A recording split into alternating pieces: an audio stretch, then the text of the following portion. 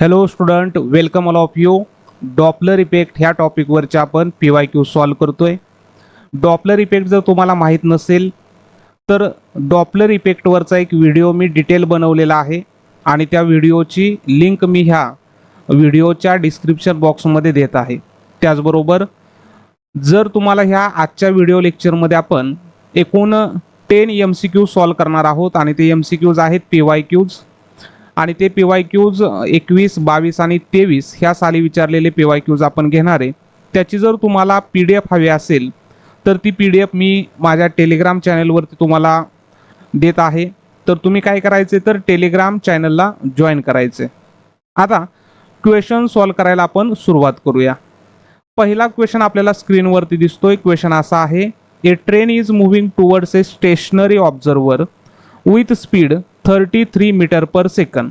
The train sounds a whistle of frequency 450 Hz if the speed of sound is 330 meter per second. The frequency heard by the observer in Hertz is. आता विद्यार्थी मित्रांनो, ज्यावेळेस आपण question read करतो त्यावेळेस आपल्याला समजलं पाहिजे की ह्या क्वेश्चनमध्ये आपल्याला दिलेलं काय आहे आणि फाइंड आउट काय करायचंय. तर पाहूया क्वेश्चनमध्ये दिलंय का आणि आपण ह्याची एक डायग्राम बनवूया, म्हणजे तुमच्या लक्षात येईल. डायग्राम प्रत्येक वेळेसच बनवावी अशी काही गरज नाही. आपल्याला काय दिलंय, train is moving to a stationary observer. आता इमॅजिन करा की ह्या ठिकाणी आपण एक स्टेशनरी ऑब्झर्वर घेऊया. ठीक आहे, ह्या ठिकाणी एक आपण स्टेशनरी ऑब्झर्वर घेऊया आणि ह्या ऑब्झर्वरकडे एक ट्रेन येते. ठीक आहे, आता एक साधारणतः मी अशी ट्रेनची डायग्राम काढतो. ओके, ही जी ट्रेन आहे ही ट्रेन काय करते, स्टेशनरी ऑब्झर्वरकडे येते आणि ह्या ट्रेनची जी व्हेलॉसिटी, आता train is the velocity of the source आणि ट्रेनची जी व्हेलॉसिटी आपल्याला दिली त्याला आपण म्हणणार VS आणि व्हेलॉसिटी ऑफ द सोर्स दिलेला आहे 33 मीटर पर सेकंद. एवढी व्हेलॉसिटी दिलेली आहे. The train sounds a whistle of frequency 450 hertz. आता ह्या ट्रेनमधून जो साऊंड तयार होतोय त्या साऊंडची जी फ्रिक्वेन्सी आहे त्याला आपण म्हणणार आहे फ्रिक्वेन्सी ऑफ द सोर्स आणि ॲक्च्युअल फ्रिक्वेन्सी किंवा फ्रिक्वेन्सी ऑफ द सोर्स आपण N0 ह्या सिम्बॉलनं दाखवतो आणि ती दिलेली आहे 450 हर्ट्स. पुढं काय सांगितलंय, if the speed of sound, आता हा जो साऊंड ट्रॅव्हल होण्याचं जे स्पीड आहे हे स्पीड दिलेलं आहे 330 मीटर पर सेकंद एवढं स्पीड दिलेलं आहे. The frequency heard by the observer in hertz. तर frequency heard by the observer त्याला आपण म्हणतो ॲपरंट फ्रिक्वेन्सी. ॲपरंट फ्रिक्वेन्सी आपल्याला कॅल्क्युलेट करायची आणि ह्या ठिकाणी आपल्याला काय दिलंय, ऑब्झर्वर जो आहे तो स्टेशनरी आहे आणि ऑब्झर्वर स्टेशनरी असेल तर त्याला आपण ऑब्झर्वर किंवा लिसनर म्हणतो आणि तो जर स्टेशनरी म्हणजे एका जागेवरती उभा असेल तर त्याची व्हेलॉसिटी असणार आहे 0. आता ह्या एक्झाम्पलसाठी आपल्याला डॉपलर इफेक्टचा फॉर्म्युला कसा लिहिता येईल, तर डॉपलर इफेक्टचा जो फॉर्म्युला आहे तो फॉर्म्युला आपल्याला माहिती आहे N equal to N0 bracket of. Formula मी आता पूर्ण लिहितोय, नंतर आपण ह्या कंडिशनसाठी फॉर्म्युला तयार करूया. एक पहिल्या क्वेश्चनसाठी तरी तर V प्लस मायनस आपण लिहितो VL divided by V minus plus VS असा आपण फॉर्म्युला लिहितो. आता ह्याच्यामध्ये एकदा मिनिंग मी सांगतो. N म्हणजे आहे हा जो N म्हणजे आहे ॲपरंट फ्रिक्वेन्सी, लिसनरला ऐकायला येणारी फ्रिक्वेन्सी. N0 म्हणजे काय, तर फ्रिक्वेन्सी ऑफ द साऊंड, ज्या सोर्समधून साऊंड तयार होतो त्या साऊंडची फ्रिक्वेन्सी. V म्हणजे काय, व्हेलॉसिटी ऑफ द साऊंड, ज्या मीडियममधून साऊंड प्रोपॅगेट होतो त्याची व्हेलॉसिटी V आणि VL म्हणजे आहे velocity of the listener, VS म्हणजे आहे व्हेलॉसिटी ऑफ द सोर्स.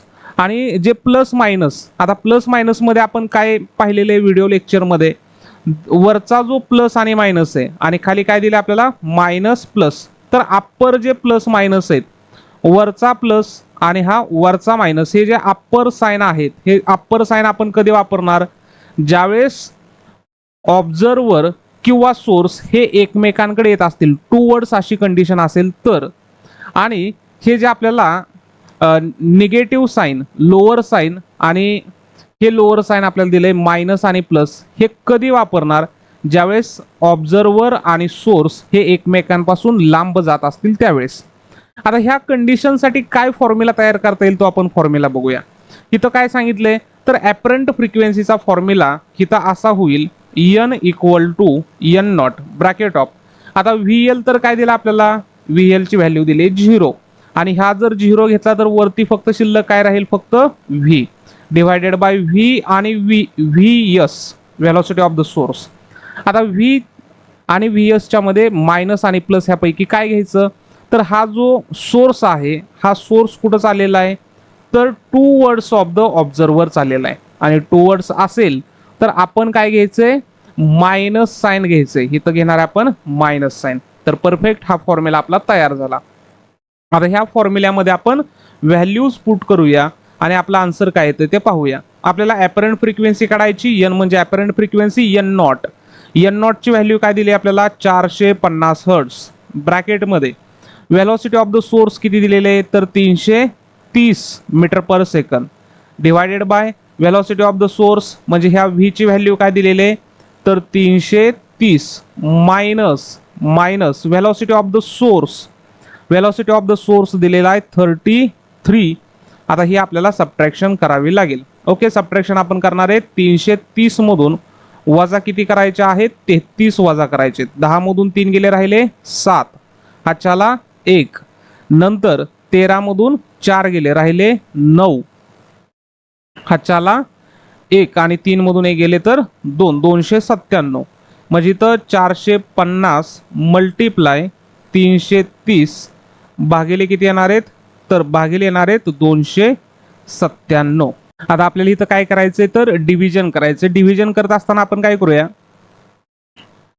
3 न सुरुवातीला छोट्या नंबरनं डिव्हाइड करूया. 297 ला आपण 3 न डिव्हाइड करूया. तर इथं काय होतील? 3 7 21 3 8 24 3 9 27. ओके, 3 9 27. 29 मधून 27 गेले तर किती राहिले? 28 29 2 आणि परत कितीचा भाग जाईल? 3 7 21 3 8 24 3 9 27 आणि इथं 3 1 3 3 1 3 आणि हा 0. ओके, परत 11चा भाग 11 गुणिले 9 99 आणि इथं 11 1 11 आणि हा 10. ओके, आता 9 ना आपण इथं भाग लावूया. 9 1 9 9 2 18 9 3 27 9 4 36 9 5 45 आणि इथं 0 म्हणजे काय आलं इथं आपलं? 50 मल्टिप्लाय 10. 50 गुणिले 10 किती झाले? 50 10 500 हर्ट्झ आणि इथं आपल्याला ॲपरंट फ्रिक्वेन्सी मिळालेली आहे. ॲपरंट फ्रिक्वेन्सी मिळालेले 500 हर्ट्झ. ओके, हे आपलं आन्सर आहे. म्हणजे आपला option number A is the right answer here. Second question दिलेला आहे. A car sounding a horn of frequency 1000 hertz passes and observer. आता इथं आपल्याला पासेस अँड ऑब्झर्वर, तर इथं लगेच डायग्राम बनवून घेऊया की एक ह्या ठिकाणी आपण ड्रॉ करूया ऑब्झर्वर आणि एक कार जी आहे ती कार काय होते? ह्या ऑब्झर्वरला पास करून जाते म्हणजे ऑब्झर्वर पासून पुढे जाते म्हणजे अवे फ्रॉम द ऑब्झर्वर जाते. आणि कार किती साऊंड प्रोड्यूस करते? तर कार जी साऊंड प्रोड्यूस करते ती आहे ओरिजिनल फ्रिक्वेन्सी, ते आहे 1000 हर्ट्झ. एवढ्या फ्रिक्वेन्सीचा साऊंड ही कार प्रोड्यूस करते. The ratio of frequency of the horn noted bye the observer before and after passing of the car is 11:9. आता ह्यांनी काय दिलाय? रेशो दिलाय आपल्याला. जी ॲपरंट फ्रिक्वेन्सी बिफोर आणि आफ्टर. आता बघा ही तर कार काय झाली? पास करून गेली. पास झाली म्हणजे ही काय झाली? After the pass. आता बिफोर कंडिशन काय असेल? तर बिफोर कंडिशन असणार आहे की ही जी कार आहे ही कार कुठं येत असेल? तर ह्या ऑब्झर्वरच्या साईडला येत असेल आणि ही जी कंडिशन आहे ह्या कंडिशनला आपण म्हणणार आहे बिफोर कंडिशन. मग कार ज्यावेळेस त्या ऑब्झर्वरच्या जवळ येते त्यावेळेस ऑब्झर्वरला ऐकायला येणारी जी फ्रिक्वेन्सी त्या फ्रिक्वेन्सीला आपण काय म्हणूया? एन बी म्हणजे ॲपरंट फ्रिक्वेन्सी बिफोर आणि एन ए म्हणजे घेऊया आफ्टर आणि आपल्याला ह्याचाच रेशो दिलाय. The ratio of frequency of the horn noted bye the observer before and after passing of the car is 11:9. या ठिकाणी आपल्याला रेशो दिलाय 11:9. If the speed of sound is V, जर ही कार जी साऊंड प्रोड्यूस करते त्या साऊंडचं speed जे आहे ते आपल्याला व्ही दिले. The speed of the car is, आता कार म्हणजे कोण आहे तर car is the source of sound आणि त्याला आपण सिम्बॉल वापरतो व्ही एस आणि आपल्याला हिथं कॅल्क्युलेशन करायचंय व्ही एसचं. तर ह्या कंडिशनसाठी तुम्ही फॉर्म्युला कसा लिहिणार? आता फॉर्म्युला आपल्यापाशी काय आहे तर फॉर्म्युला आहे n equal to n not bracket of V plus minus V L divided by V minus plus आणि व्ही एस. आता व्ही एल म्हणजे काय? व्ही एल म्हणजे व्हेलॉसिटी ऑफ द लिसनर आणि लिसनर आता सध्या एका जागेवरती उभा आहे, स्टेशनरी आहे आणि कार येते त्याला पास करून पुढे जाते.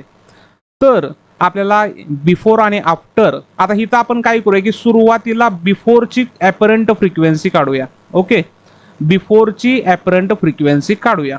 आता बिफोर कंडिशनसाठी हा फॉर्म्युला कसा तयार होईल तर बिफोरसाठी काय होणार तर n equal to n naught. बिफोरमध्ये काय होतं, ही कार टूवर्ड्स चाललेले, टूवर्ड्स लिसनर आणि टूवर्ड्स द लिसनर असेल. Velocity of the listener VL ची व्हॅल्यू तर काय आहे 0, म्हणजे वरती शिल्लक काय राहील फक्त व्ही डिवायडेड बाय टूवर्ड्स असेल तर आपण मायनस घेतो आणि हे व्ही एस. आता ह्याच्यामध्ये व्हॅल्यूज पुट करूया आणि ह्याला आपण म्हणणार आहे एन बी म्हणजे apparent frequency before the car passing. N not ची व्हॅल्यू काय दिली? एन नॉट दिला 1000 म्हणजे 10 ची पॉवर असते 3. व्ही ची व्हॅल्यू किती दिलेली आहे तर व्ही ची व्हॅल्यू व्हीच दिलेली, आपल्याला व्ही ची व्हॅल्यू दिलेली नाही. Divided by V minus V S.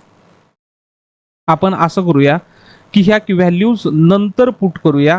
आता दुसऱ्या कंडिशनसाठी फॉर्म्युला जनरेट करूया. ओके, हा झाला बिफोर साठी फॉर्म्युला. आता फॉर्म्युला आपण तयार करूया आफ्टर कंडिशनसाठी. आफ्टर कंडिशनसाठी फॉर्म्युला काय होईल तर एन एफ. आफ्टरला काय म्हटलं आपण? आफ्टरला आपण ए म्हटलेले, एफ नाही. तर ह्या ठिकाणी मी काय करतो ए लिहितो. एन ए म्हणजे apparent frequency after the car passing equal to N not म्हणजे ओरिजिनल फ्रिक्वेन्सी. आता परत स्टेशनरी लिसनर हा स्टेशनरी म्हणून त्याची व्हेलॉसिटी 0 डिवायडेड बाय, आता कार कशी चाललेली आहे? अवे चाललेली आहे. अवे असेल तर आपण काय करतो?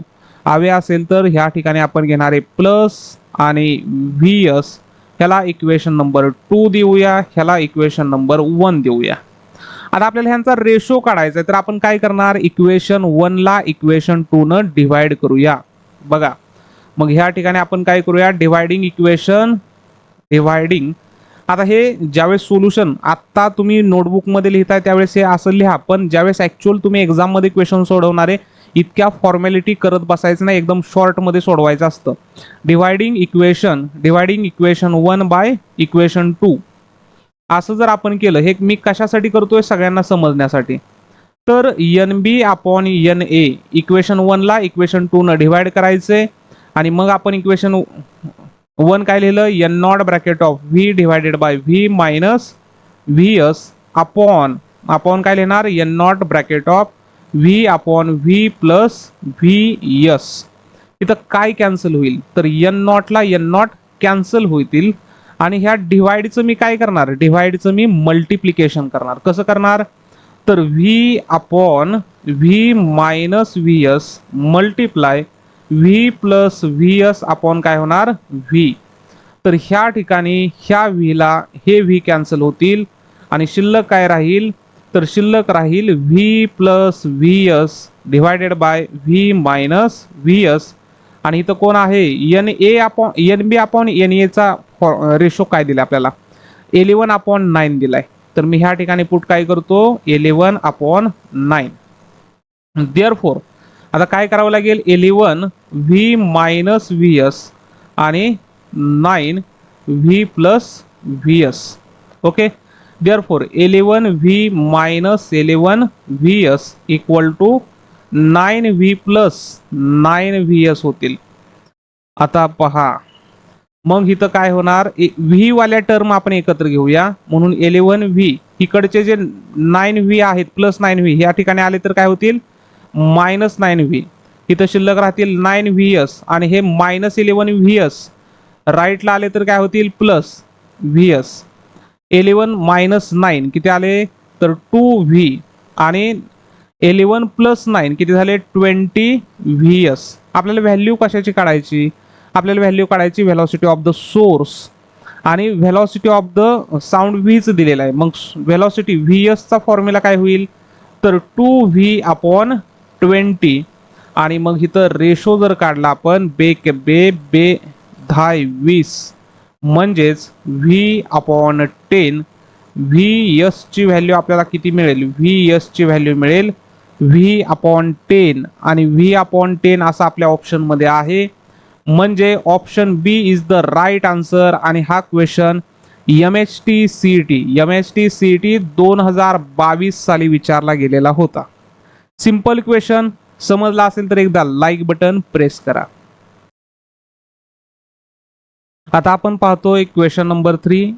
क्वेश्चन नंबर 3 मध्ये दिलेला आहे the velocity of sound is 340 metre per second. A source of sound having frequency of 90 hertz is moving towards stationary observer with a speed of 1/10 that of sound. The apparent frequency of sound as heard by the observer is. आता पुन्हा एकदा ह्या ठिकाणी मी थोडीशी rough diagram तयार करतो. The velocity of sound is 340 metre per second. A source of sound having frequency is moving to a stationary observer. म्हणजे ह्या ठिकाणी जो साऊंड आहे, सोर्स ऑफ द साऊंड आहे, तो सोर्स ऑफ द साऊंड काय आहे तर स्टेशनरी ऑब्झर्वरकडे मूव्ह होतोय. आणि ऑब्झर्वर जर स्टेशनरी असेल तर velocity of the listener, listener म्हणजे स्टेशनरी, त्याची व्हेलॉसिटी काय आहे 0. आता इथं व्हेलॉसिटी ऑफ द साऊंड आपल्याला दिलेले म्हणजे व्ही ची व्हॅल्यू दिलेली आहे 340 metre per second. A source of sound having frequency, सोर्सची जी फ्रिक्वेन्सी आहे त्याला आपण N0 म्हणतो आणि ती किती दिली आपल्याला 90 हर्ट्ज अशी दिलेली. Is moving toward stationary observer, stationary observer आहे म्हणून आपण VL ची व्हॅल्यू काय घेतलेली आहे 0. With A speed 1/10 that of sound. म्हणजे व्हेलॉसिटी ऑफ द सोर्स जे आहे त्याची व्हेलॉसिटी ऑफ द सोर्स किती आहे 1/10. 1/10 कोणाच्या 1/10 तर व्हेलॉसिटी ऑफ द साऊंडच्या 1/10. आणि व्हेलॉसिटी ऑफ द साऊंड आपण दाखवली कशानं V ह्या सिम्बॉलनं दाखवलेले. The apparent frequency of sound as heard by the observer. तर ऑब्झर्वरला ऐकायला येणारी frequency apparent frequency equal to question mark असं आपल्याला विचारले. आता ह्या केससाठी फॉर्म्युला काय लिहिता येईल तर फॉर्म्युला बघा N = N0. लिसनर हा स्टेशनर आहे म्हणजे वरती फक्त येणारे V डिवायडेड बाय.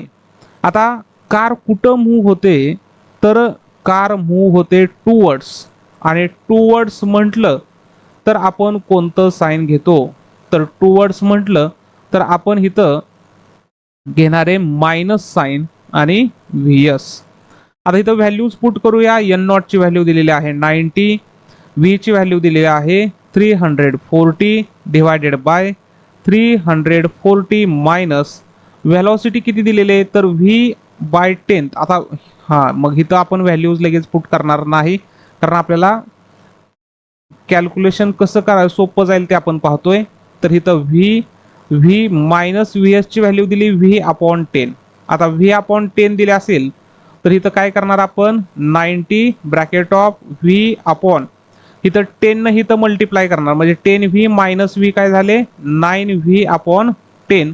इथं V ला V कॅन्सल आणि 10 वरती जाऊन काय होतील मल्टिप्लाय म्हणजेच 90 × 10 डिवायडेड बाय 9 आणि 9 × 10 काय झाले 90 आणि 10 × 10 काय झाले 100 हर्ट्ज. म्हणजे ह्या ठिकाणी ॲपरंट फ्रिक्वेन्सी किती असणार आहे तर ह्या ठिकाणी ॲपरंट फ्रिक्वेन्सी असणार आहे 100 हर्ट्ज. ओके. म्हणजेच ऑप्शन ह्या ठिकाणी C ऑप्शन करेक्ट आहे. C option is the right option. आता आपण पाहतोय क्वेश्चन नंबर 4.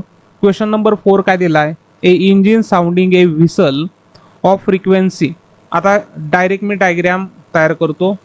एक इंजिन आहे, इमॅजिन करा दिस इज द इंजिन आणि इंजिनची विसल आहे. ठीक आहे.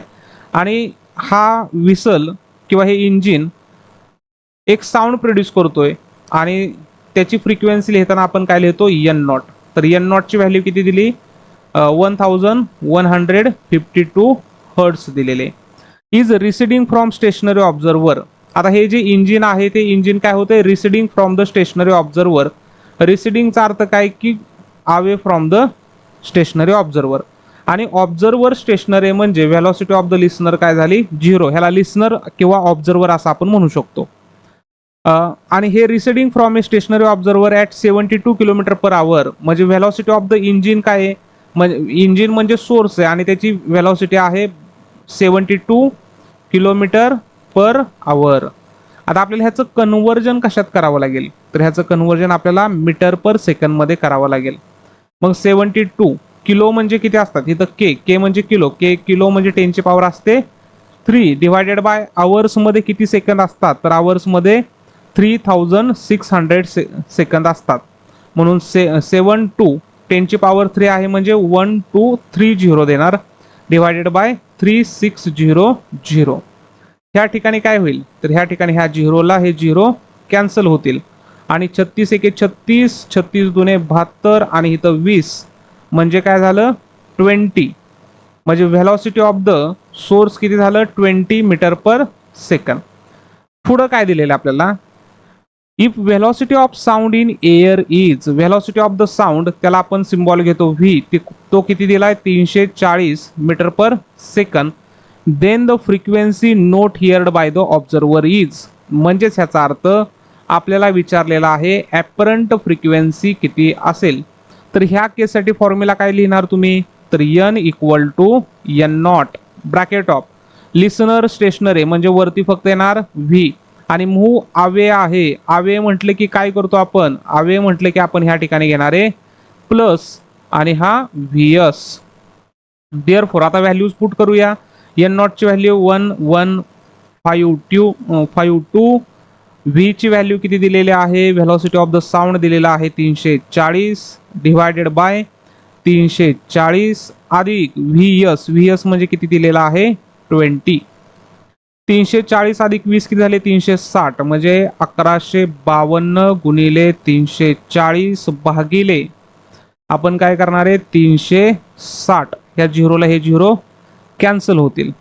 आता इथं आपल्याला भाग लावायचा आहे, डिवाइड करायचा आहे. आता काय करूया आपण 2 न डिवाइड करूया. 2 न डिवाइड केले तर बे के बे राहिला 1 बॅटी 16 इथं 18 येतील. बे के बे राहिला 1 बे 7 14. ओके. आता 18 न आपण परत इथं 2 न भाग लावूया 92 18 आणि इथं 2 न भाग लावला बे 5 10 राहिला 1 बे 7 14 राहिला 1 बे 6 12. आता 9 न भाग लावूया इथं तर 9 एके 9 9 2 18 9 3 27 9 चौक 36 9 5 45 9 6 54. नंतर आता राहिले किती 55 56 57 3 राहिले 36. 9 एके 9 9 2 18 9 3 27 9 चौक 36 म्हणजे 64. म्हणजे इथं काय आलं आपलं 64 मल्टिप्लाय 17. आता 64 मल्टिप्लाय 17 करावं लागेल इकडं. तर काय केलं 7 चौक 28 7 2 7 6 36 6 7 42 आणि 2 किती झाले 44. नंतर इथं 4 एके 4 आणि 6 एके 6 8 4 आणि 4 8 आणि 6 आणि 4 किती झाले 10. म्हणजे ह्याचं मल्टिप्लिकेशन आलं 1088 हर्ट्स. आणि ही काय झाली आपल्याला ह्या ठिकाणी ॲपरंट फ्रिक्वेन्सी मिळालेली आहे.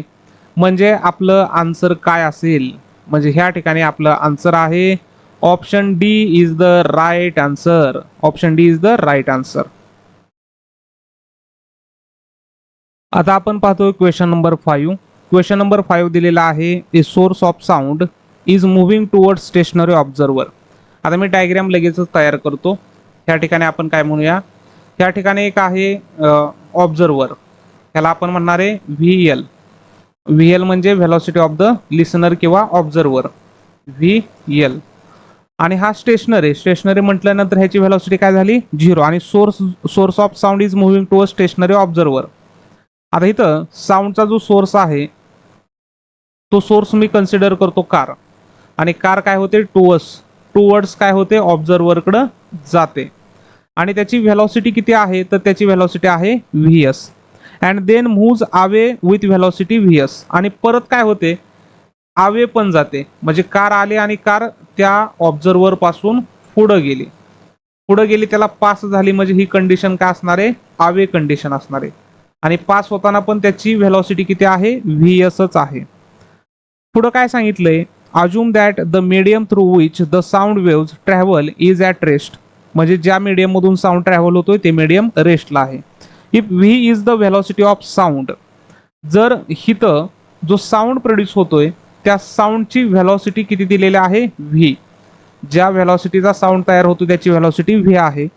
If the velocity of the sound v is the velocity of sound n is the frequency emitted by the source म्हणजे इथं n नॉट ची व्हॅल्यू किती दिली n म्हणजे सोर्सची फ्रिक्वेन्सी दिली n then the difference between the apparent frequency heard by the observer is आपल्याला काय दिलेलं आहे तर डिफरन्स काढायचा आहे ॲपरंट फ्रिक्वेन्सी मधला.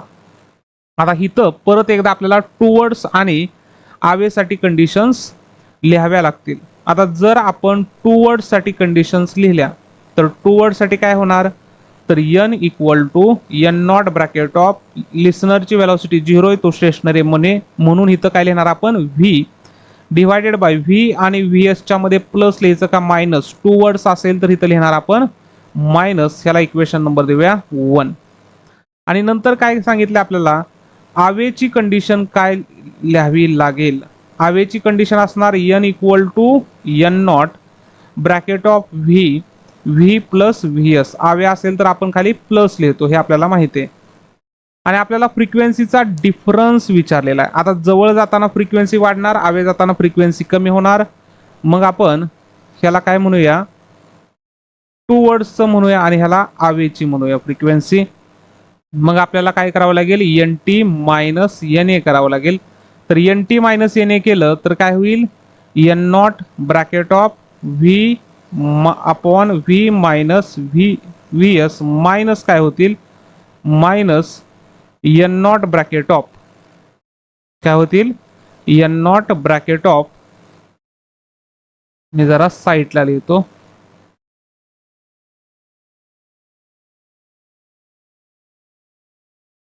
आता इथं आपल्याला सबट्रॅक्शन करावं लागेल तर आपण इक्वेशन 1 मधून इक्वेशन 2 सबट्रॅक्ट करणार म्हणजे काय लिहिणार nt minus na equal to n not bracket of v upon v plus vs minus n not bracket of v upon v plus vs.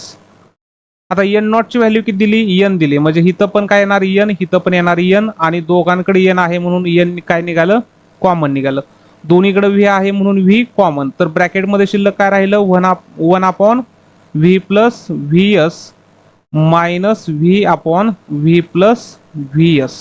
ठीक आहे सॉरी v पण आपल्याला काय निघालं इथं कॉमन निघालेले म्हणजे इथं काय येणार आहे 1. आता इथं आपण तिरका गुणाकार करणार nv ब्रॅकेट ऑफ काय येतील ह्यानं इथं मल्टिप्लाय करायचं ह्यानं इकडं मल्टिप्लाय करायचं म्हणजे 1 इंटू व्ही प्लस vs काय झालं vs minus 1 into V plus इथं v प्लस vs थांबा एका ठिकाणी मायनस होतं ना हा इथं मायनस येणार इथं लक्षात ठेवा हे मायनस मी चुकून प्लस लिहिलेले तर इथं येणार मायनस नंतर इथं पण इथं प्लस असेल इथं मायनस येईल तर इथं v प्लस vs न इथं मल्टिप्लाय केलं प्लस आणि इथं मायनस डिवायडेड बाय काय होतील ह्याचं मल्टिप्लिकेशन v प्लस vs आणि v प्लस कसं येईल परत मायनस येणार इथं तर ह्या ठिकाणी लिहिणार आपण मायनस आणि नंतर इथं येणार मायनस आणि इथं काय येतील v प्लस vs. ओके आता हे मायनस ना आतमध्ये मल्टिप्लाय केलं तर काय होतील nv bracket of v plus vs minus v minus minus plus होतील डिवायडेड बाय आता ह्याला आपल्याला एक फॉर्म्युला असा माहिती आहे जर आपल्याकडं a मायनस b आणि a प्लस b असेल तर ह्यालाच आपण ए स्क्वेअर मायनस काय लिहितो बी स्क्वेअर. तसं आपण हे काय लिहू शकतो व्ही मायनस व्ही एस आणि व्ही प्लस व्ही एस म्हणजे V square minus V S चा स्क्वेअर. ह्या प्लस व्ही ला हे मायनस व्ही एस कॅन्सल होतील, शिल्लक काय राहतील N V bracket of 2vs divided by V square minus V S चा स्क्वेअर. आणि म्हणजेच ह्याला आपण असं लिहू शकतो